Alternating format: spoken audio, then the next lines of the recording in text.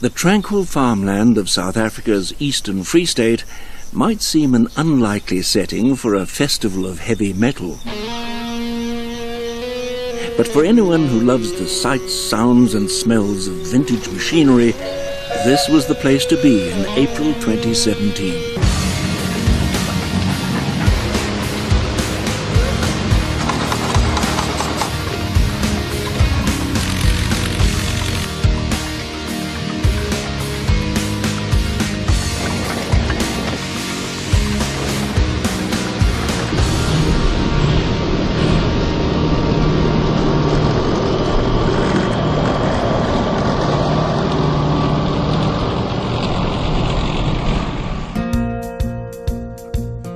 With the Maluti Mountains as its backdrop, Sandstone Estates lies on the border between South Africa and the sovereign state of Lesotho.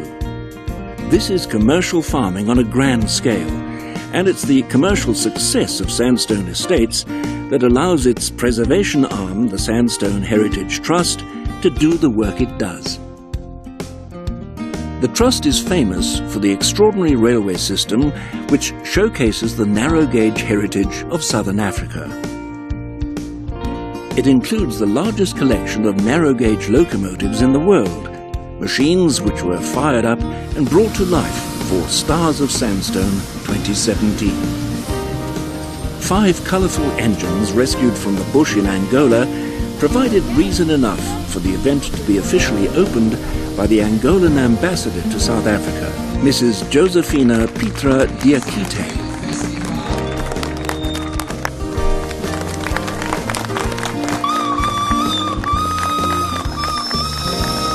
After accepting the honour of having a locomotive named after her, the ambassador entrained for a tour around the estate, taking in 1 or 2 surprises along the way.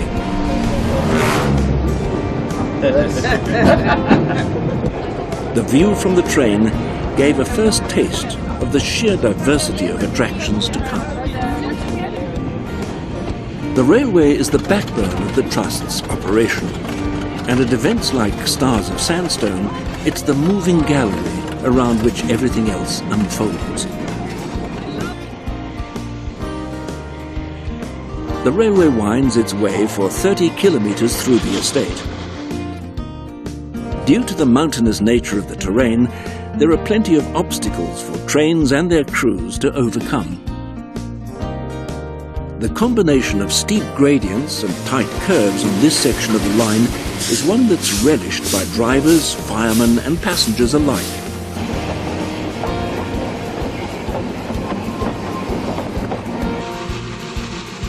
And as every steam enthusiast knows, there can be no finer spectacle than a pair of steam engines fighting the stiff gradient.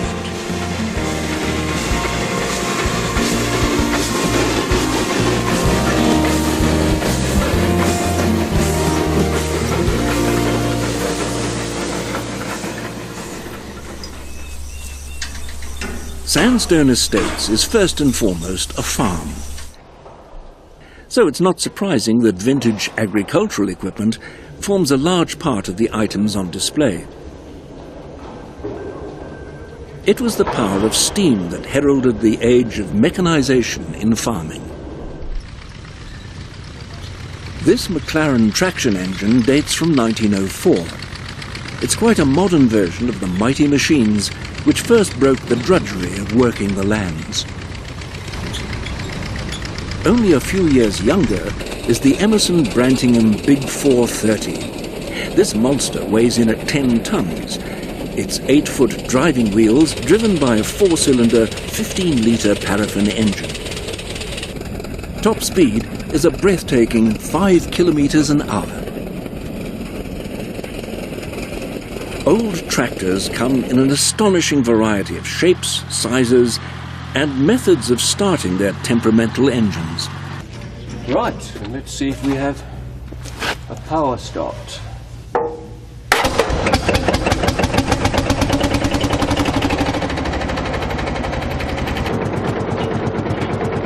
The indispensable tractor in all its guises deserves a place of honour in the history of civilization, along with all the other machines that day in and day out turned over the soil.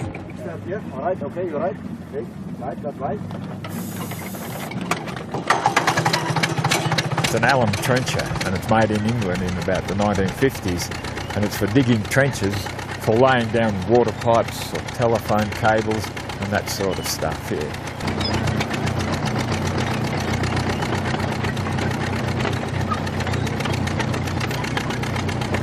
So there's a bit of a story. This belonged to Wilfred Mole's father. He bought it to dig a trench across Botswana, and then of course it was restored quite a few years ago.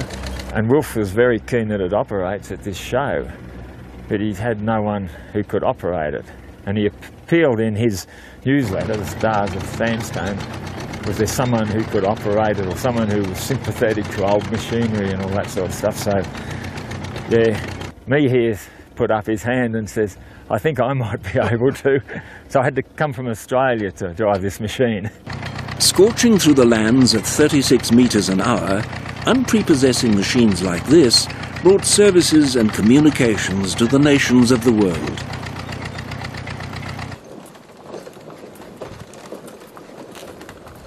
The Afrikaner oxen of Sandstone estates enjoy a special status.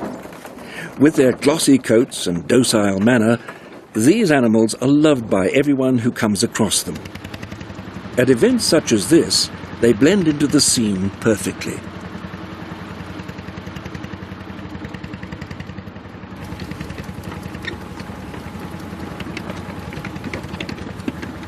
But these are not show animals brought out only for display on special occasions. They're employed year-round on the farm on a multitude of tasks. They seem rather to enjoy having a meaningful purpose in life. Phoofolo e tshwana le motho. Wa e ruta fela wa no e juitse gae. Ka sheno tsena ke tlo pana ka mo. And then it lies until what lang we eat. I know I shouldn't like with a gashin to Panagam. I know it out strike when you to Pofolo, Selza Diana, Ugualio.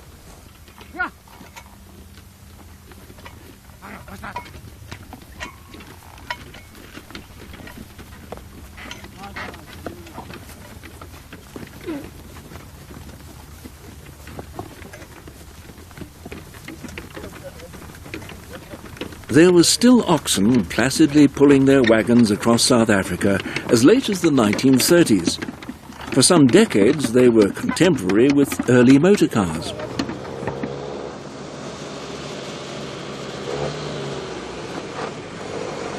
The Ford Model A was the successor to the famous Model T.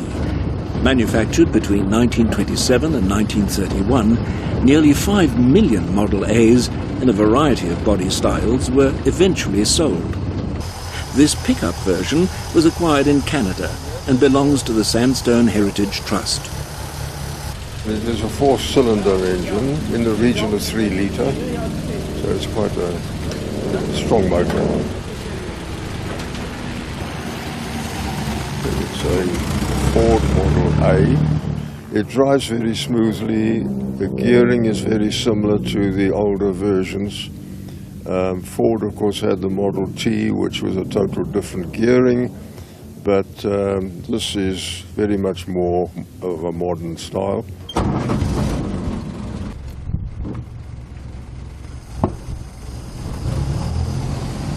It reminds me of the old days when my parents had cars like these, so it's very, very unique. This being a bucky, a little bit more hard on the springs and a bit rough on the roads, but in general it's in perfect running order at the moment. Few machines could be a greater delight to the eye than a magnificently restored classic car. This one is a Model A Type 31B, and it runs as well as it did when it came off the production line in 1930. I would say cruising speed is between 50 and 55 miles an hour. Top speed you can make 65. I've done 65, but the problem is you will not be able to stop in time. You plan a day advance to actually stop. The brakes is the main challenge. No more bruises, no more aches. Now she's got those 4-wheel brakes. Henry's made a lady out of Lizzie.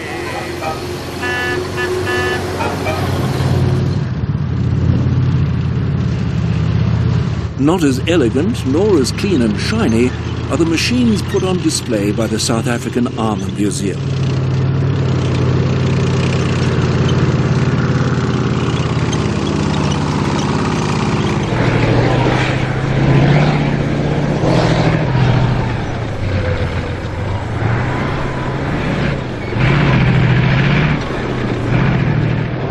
The Armour Museum and the Sandstone Heritage Trust are closely allied in their preservation efforts. Sharing resources and supporting each other at shows like this is what keeps these historic fighting vehicles in the public eye.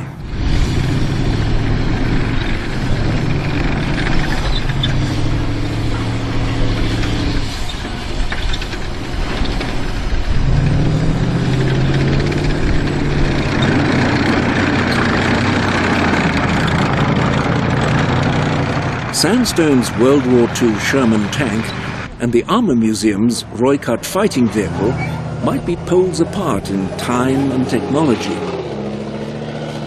But every machine in the fleet represents a phase of evolution in the art and science of war.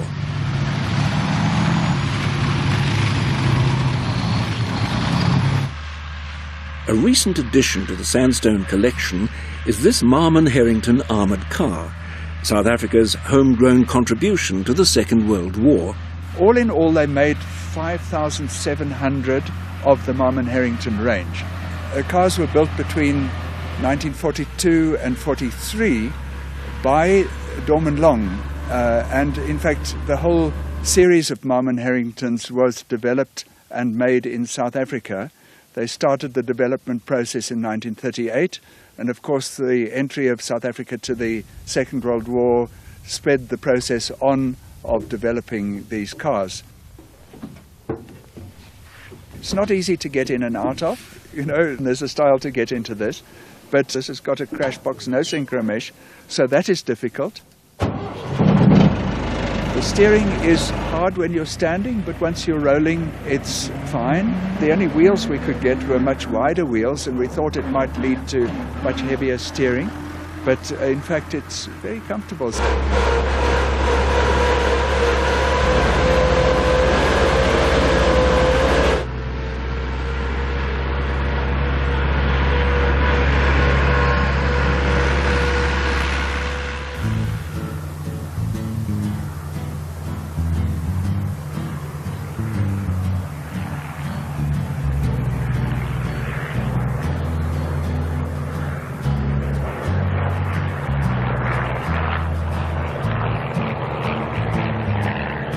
Watching these beautiful planes flying in formation might well have enticed you to get into one.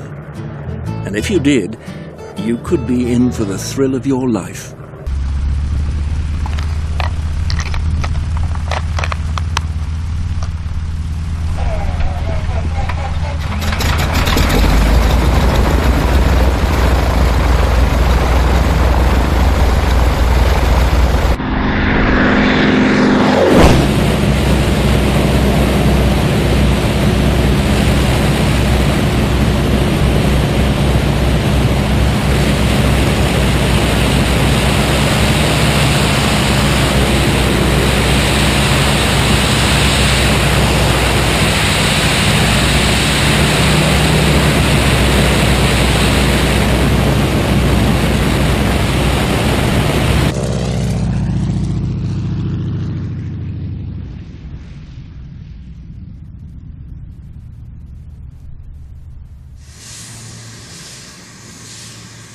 The latest addition to the Sandstone narrow gauge railway is the newly restored Class NGG 11 number 52. Dating from 1919, she made her debut at the Stars 2017 event and represents but one link in the chain of technology that the Trust seeks to preserve. Because also riding the rails are items of every conceivable period, shape and size. An engine like this World War I Feldbahn weighs in at 12 tons, which is big enough.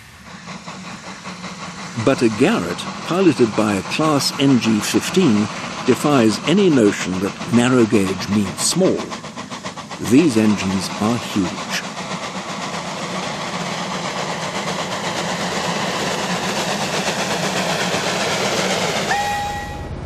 And the newly acquired Class 91 diesel dwarfs everything around it. It would not look out of place on the standard gauge. By now, with the sights, sounds and smells of machinery mingling with those of food, the atmosphere of a festival was firmly established. It was a busy time in the Warenhuis restaurant, with 1,400 meals served every day. In charge of this most important of jobs were Lindy Mole and head chef Ivan Bellotti. If one wanted to snack or go à la carte, there was a food village of separate stalls. Freshly from the Free State, eh? That looks pretty good, I must say. You must taste it. Really nice. What is that now? 200 feet cooked salt out. Brilliant day. Enjoying it. Love it. 3 Garden 153 is train control, do you read? And through all the fun and the feasting, the trains never stopped running.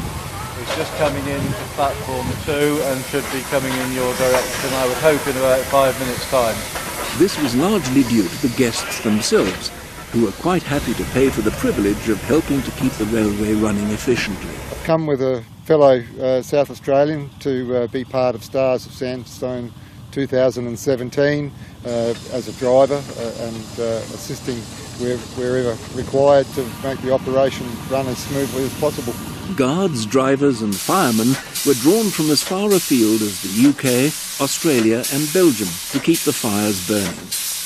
And for one of them at least, we have it on record that it was the best holiday of her life. Okay, for those of you that don't know, Rowan is actually, in Sandstone terms, a legend. Firstly, she's just turned 40. Okay, everything goes intuitive.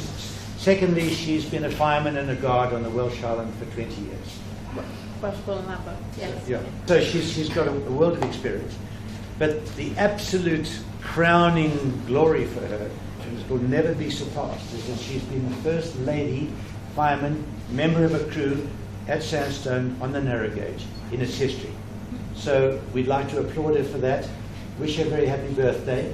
And we'll ask the ladies to sing for her.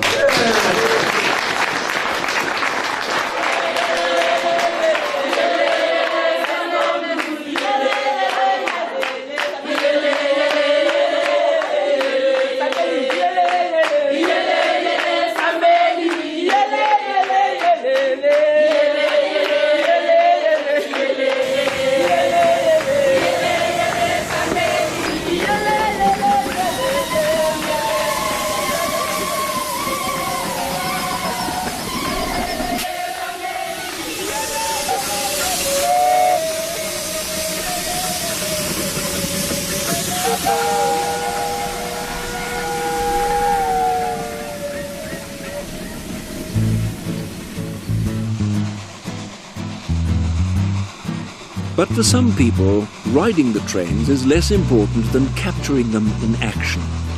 As a serious railway photographer, there are certain things you need to be sure of. If you're shooting video, for example, you'll want good sound. There are guys doing video.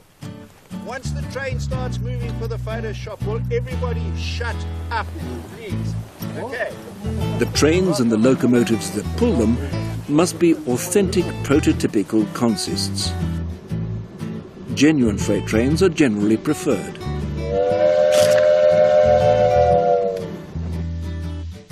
The amount of smoke produced by the engine is another crucial factor. And most important of all is that perfect synchrony of photographer, train and light that produces the perfect shot. If a shot does go wrong, a field of flowering cosmos can always lift the flagging spirits.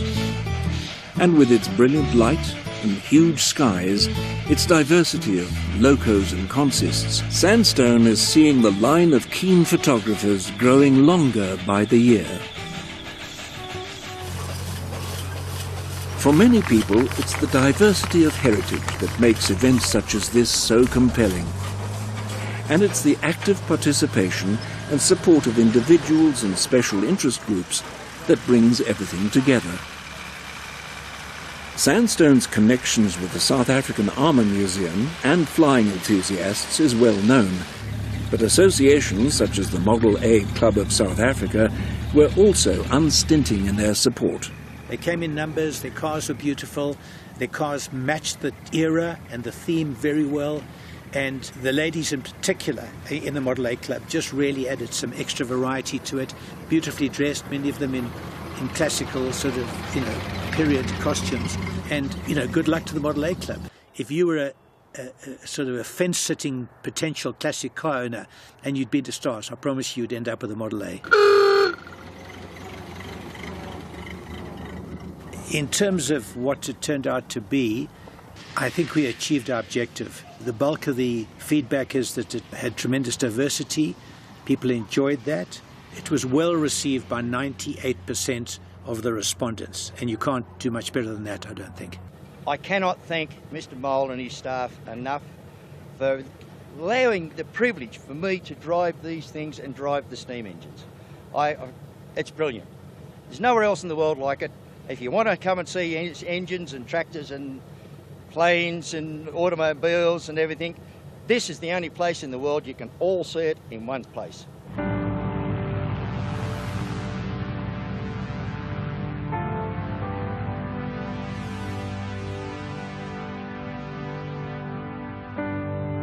And so STARS 2017 passed into history. The last planes and the last trains made their way past the ruins at Grootdraai, and silence settled once again over the foothills of the Malutis.